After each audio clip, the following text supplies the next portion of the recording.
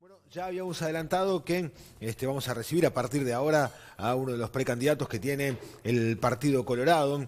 Nos referimos a José Amorín Valle, que está en pleno trabajo intenso, ¿no? En realidad, yo a veces sostengo que un político nunca termina de hacer campaña, que la campaña es constante, en general. Clase política, no hablo de ningún partido específicamente. ¿Es así o no es así? Buen día, ¿cómo le va? Buen día, ¿cómo estás? ¿Todo bien?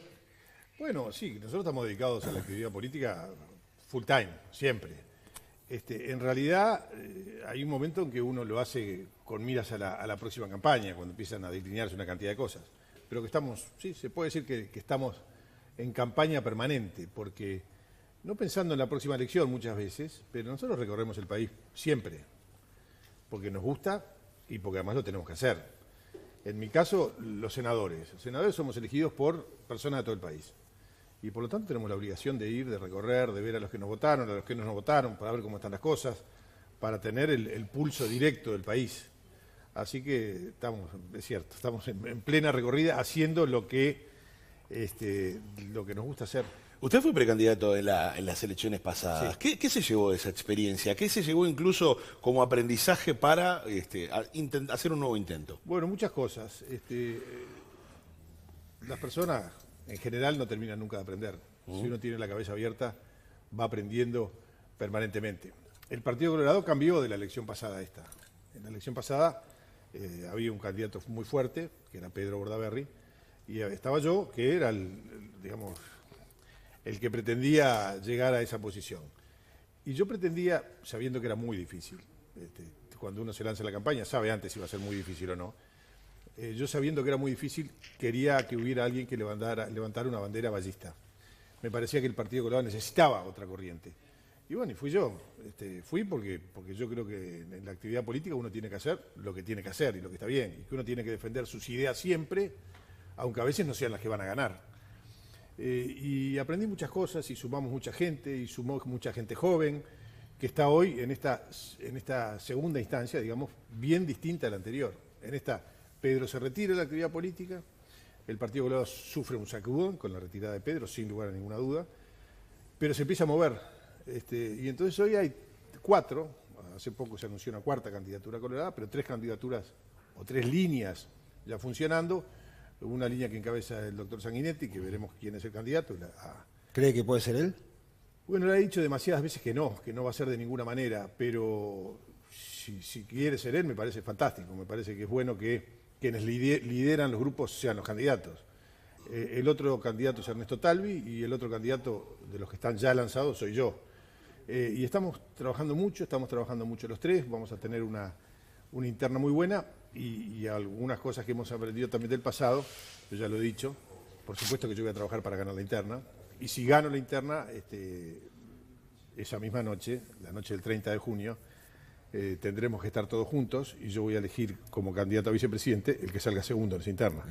Que me parece que es bueno porque demuestra una unidad del partido, que ha sido en realidad la historia del Partido Colorado, un partido unido, un partido sólido, un partido preparado para gobernar. Ahora, recién decía, en la interna pasada sabía que iba a ser muy difícil. Sí. ¿Lo ve más accesible para esta interna? Sí. ¿Le favorece, por ejemplo, el escenario de que una figura como Amado haya dejado el Partido Colorado? ¿Eso cómo repercute dentro de los votos que hay que conseguir entre los colorados? No, yo creo que el tema de Fernando Amado no repercute en forma importante en el Partido Colorado. El Partido Colorado va a tener 3 candidaturas fuertes. Nosotros tenemos, hace mucho que estamos trabajando, como decíamos cuando me preguntaron, que hace mucho que recorremos todo el país, tenemos una estructura muy fuerte en todo el país. Tenemos en cada pueblo del Uruguay gente que levanta nuestra bandera, que está empujando, y en una elección interna eso es muy importante.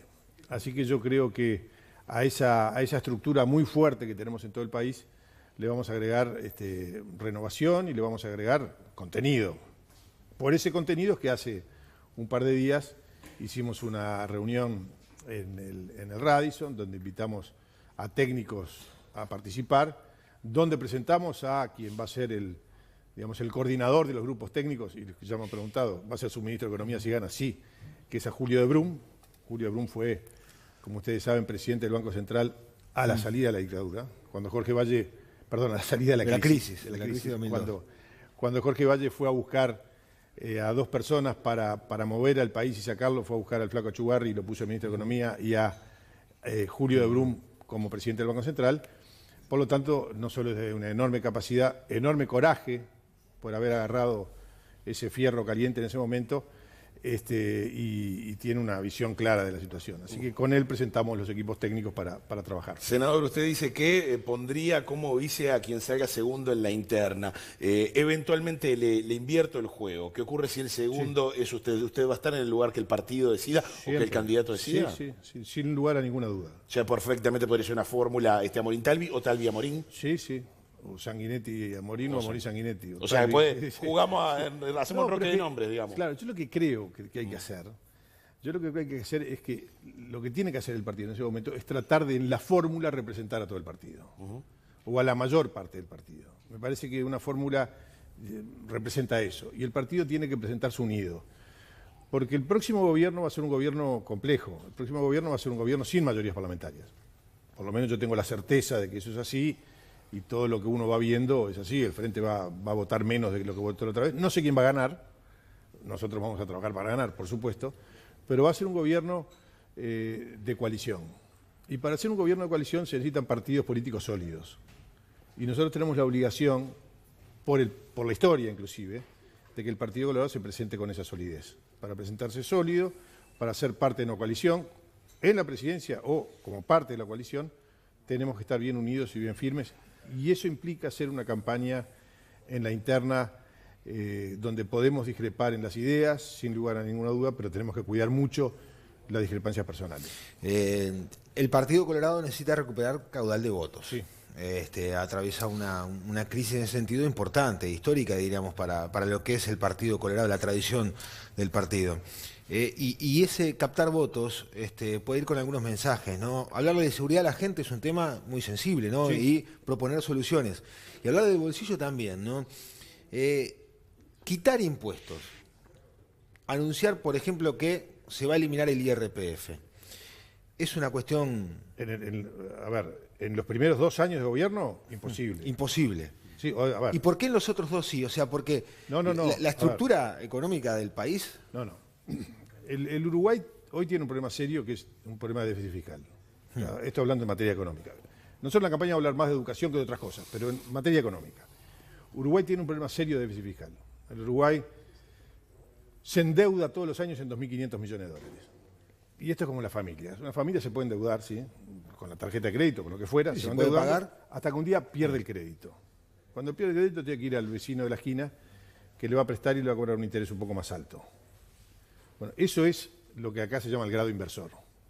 Cuando el nivel de deuda de Uruguay llega a cierto nivel, se empieza a correr el riesgo de perder el grado inversor. Y si se pierde el grado inversor, en vez de conseguir dinero a cierta tasa de interés, la tasa de interés sube y la vida se le complica. Se le complica en serio. Hoy no vamos a perder el grado inversor. Y yo espero que no lo perdamos tampoco en los próximos 2 años. Pero no podemos seguir con un déficit fiscal del 4%. Y el año que viene no pinta bien. Porque el ministro Astori sigue diciendo que el país va a crecer al 3,3 y ya todos los analistas dicen que no llega al 1. Y si uno gasta como que va a ingresa esto, el déficit se va a agravar. Entonces, los 2 primeros años del gobierno que viene van a tener que ser años, nosotros le podemos llamar de ajuste estatal. Achicar el gasto. Achicar el gasto. Nosotros tenemos que dedicarnos a achicar el gasto. ¿Y cómo? Bueno, hay muchos instrumentos. Hay uno que es el instrumento del presupuesto, el presupuesto nacional.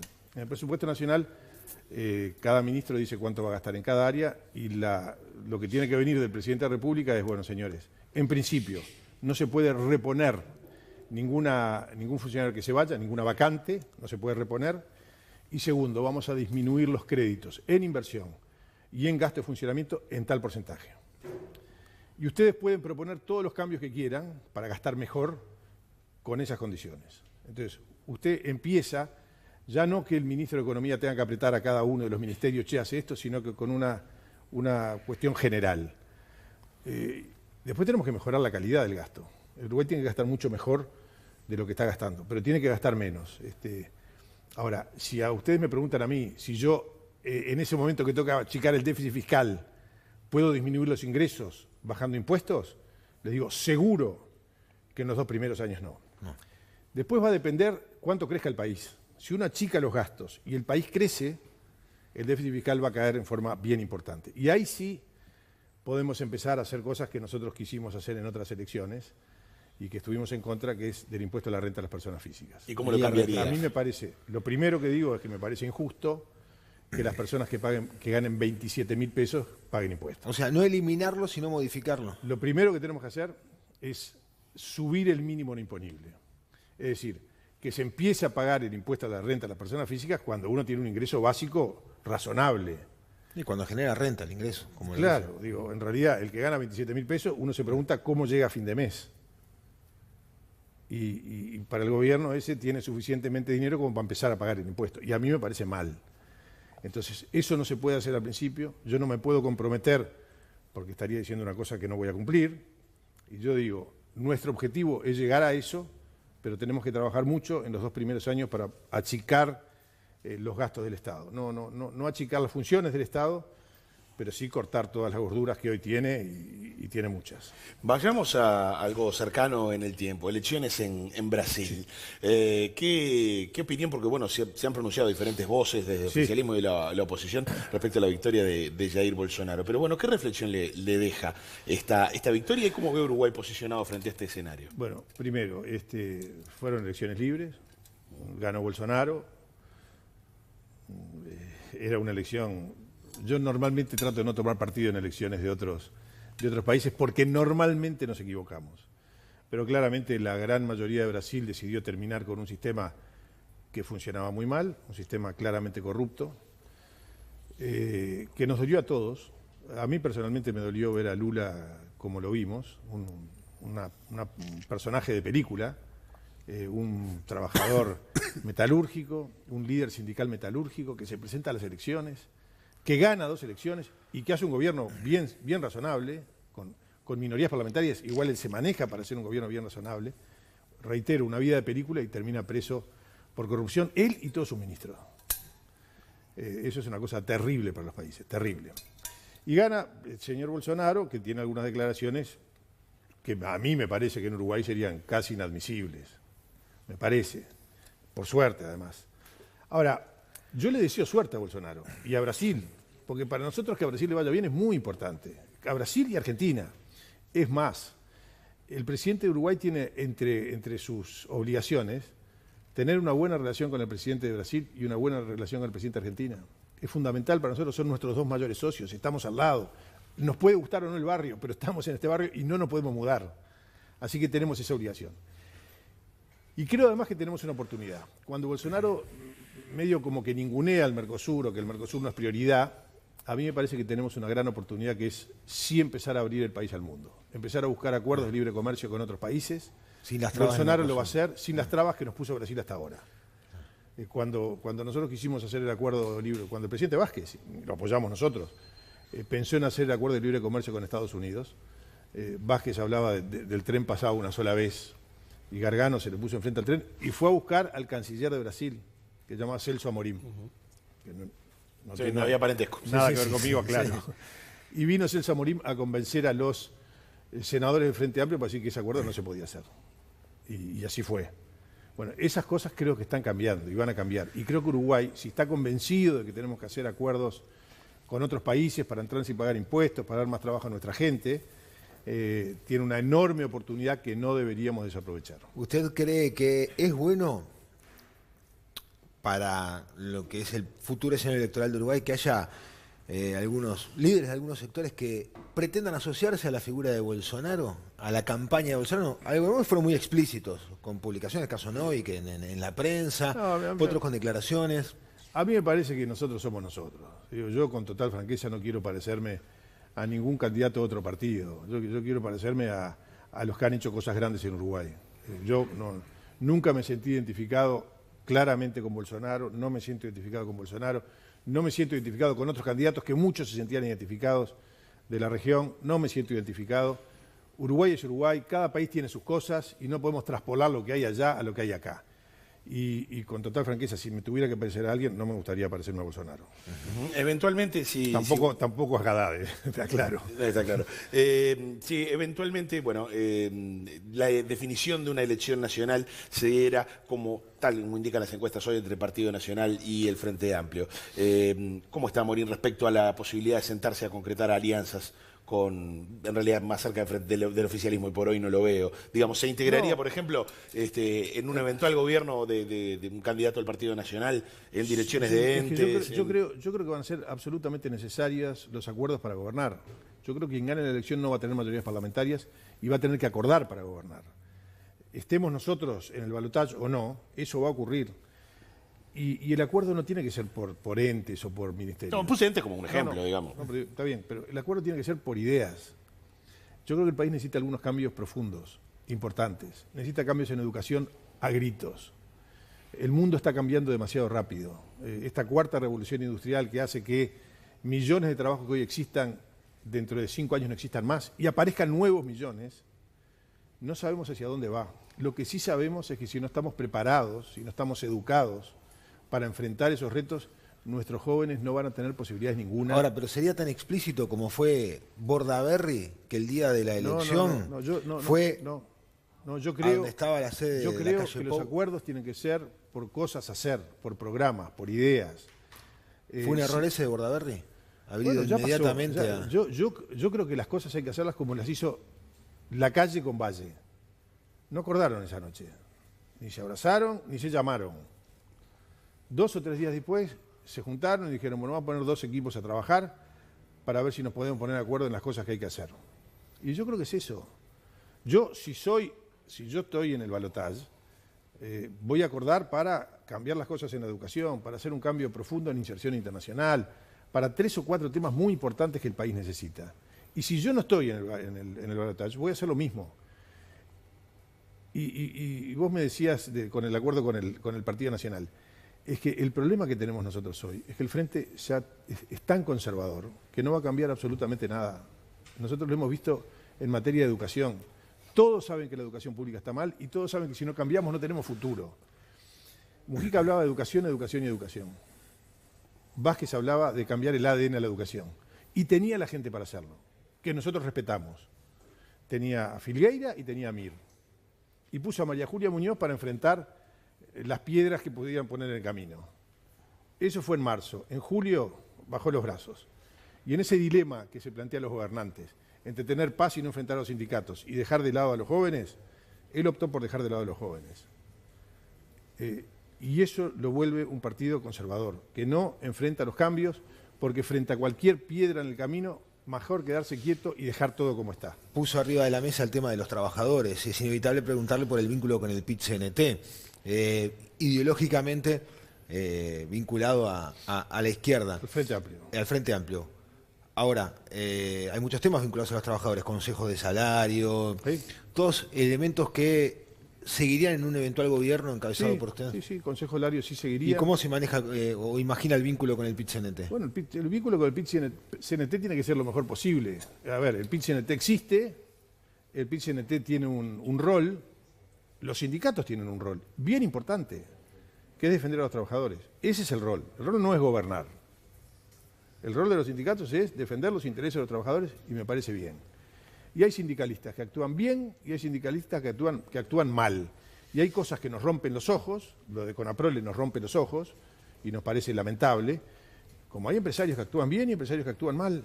Y el gobierno tiene que estar dirigiendo esas cosas. Ahora, cuando los sindicalistas impiden cualquier cambio, como ocurrió con la cúpula sindical, no con los profesores, con la cúpula sindical de profesores de enseñanza secundaria, que impiden cualquier cambio, hasta que la elección de horas, en vez de ser por 1 año, sea por 2, ahí nosotros vamos a enfrentarlo. Ahí nosotros trataremos de convencerlo, diremos cuál es el camino, hacia dónde vamos, y enfrentaremos porque no podemos permitir que una cúpula sindical, que unos sindicalistas impidan cualquier cambio en Uruguay. Entonces, con los sindicatos, la mejor relación. Ojalá que sea muy buena.